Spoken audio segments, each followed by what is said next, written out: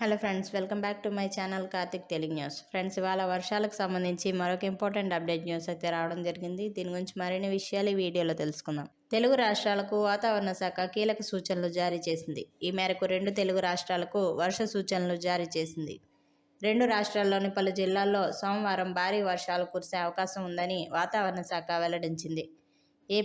AP విపత్తు నిర్వహణ సంస్థ ప్రకారం ఆంధ్రప్రదేశ్లో ఆహ్లాదకరమైన వాతావరణంతో పాటు శ్రీకాకుళం, పార్వతీపురం మన్యం, పోలవరం, కృష్ణా జిల్లా, ఎన్టీఆర్ జిల్లా, బాపట్ల, ప్రకాశం, నెల్లూరు, నంద్యాల, తిరుపతి జిల్లాల్లో ఉరుములు, మెరుపులు, పిడుగులతో కూడిన వర్షాలు కురిసే అవకాశం ఉందని అధికారులు వెల్లడించారు. మిగతా జిల్లాల్లో కొన్ని చోట్ల తేలికపాటి నుంచి మోస్తరు వర్షాలు కురిసే అవకాశం ఉందని రాష్ట్ర విపత్తు నిర్వహణ సంస్థ ఎండీ ప్రఖర్ జైన్ వెల్లడించారు. అయితే గురువారం వరకు రాష్ట్రంలో ఇలాంటి వాతావరణ పరిస్థితులే ఉంటాయని తెలిపారు. అలాగే వర్షం సమయంలో గంటకు 50 కిలోమీటర్ల వేగంతో ఈదురుగాలు కూడా వీస్తాయని వెల్లడించారు. వర్షాల పట్ల అప్రమత్తంగా ఉండాలని హెచ్చరించారు.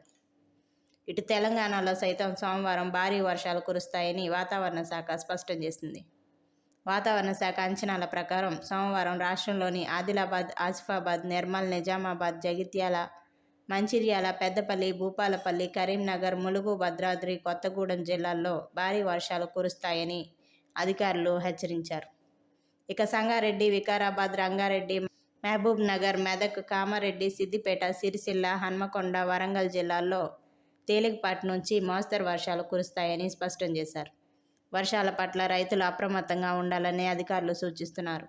భారీ వర్షం సమయంలో చెట్ల కింద నిల్చోవద్దని, ఎక్కడైనా కరెంట్ స్తంభాలు విరిగి పడితే అధికారులకు వెంటనే సమాచారం ఇవ్వాలని సూచించారు.